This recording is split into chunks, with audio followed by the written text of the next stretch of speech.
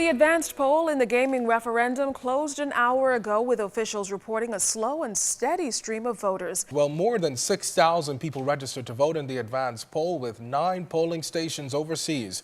Members of the uniformed branches voted alongside students and government workers stationed abroad. Our Andrew Knowles reports on how things progressed at the 2 polling stations here in New Providence. Good evening, Andrew. How did it go today? Good evening, Keisha. Well, I can tell you things were certainly not as they were at the May 2nd advance poll, although on the outside of the polling stations, large crowds gathered to push their cause. This time, there were no party colors, but a just as vigorous campaign by members of the Vote Yes and Vote No camps. At the College of the Bahamas this morning, volunteers from Vote Yes lined the streets handing out flyers in a last attempt to sway voters. On the other side of the gate sat a small number of those opposing. Members of the uniform branches, along with those working next week's polls, trickled in to cast their ballots. Returning officer of the College of the Bahamas, Drexler Sherman, gave an overview of how the process went during the morning. Well, we are very organized, as you can see. We've started exactly 8 o'clock, and we've had a slow and steady stream all morning. I don't know whether we'll have a rush anytime today, but it's been slow and steady.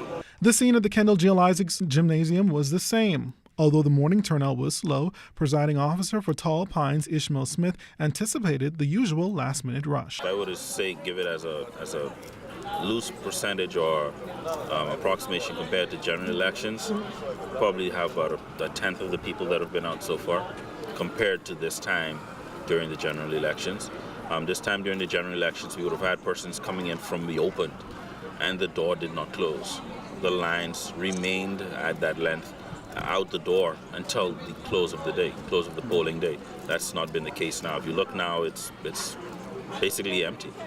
On the outside, volunteers of Vote Yes were out in droves, while members of the Vote No campaign hardly anywhere to be seen. Observers from both sides and voters in general agree things flowed smoothly. It's not a you against me or me against you, but it's simply people are casting their opinions, their views, their choices. But we as know, we believe that gambling is wrong according to the scriptures, and that's the principal thing.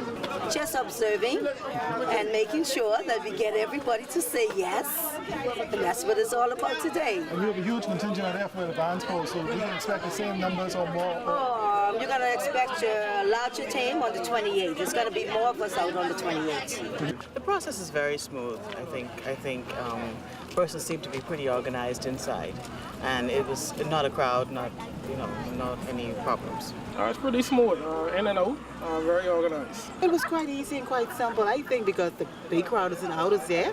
You're just walking in and out. Wife of the Governor General, Lady Joan Folks, State Minister for National Security Keith Bell, State Minister for Legal Affairs Damian Gomez, and Senator Frank Smith, among those turning out in the afternoon session to vote. So far from what I've seen, I've been both at the Kendall Isaacs Gym and I'm here at the College of the Bahamas. Everything's going very smoothly, just as we expected.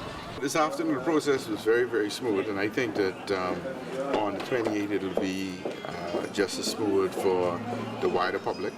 And I urge people to get out and vote and participate in this very important process.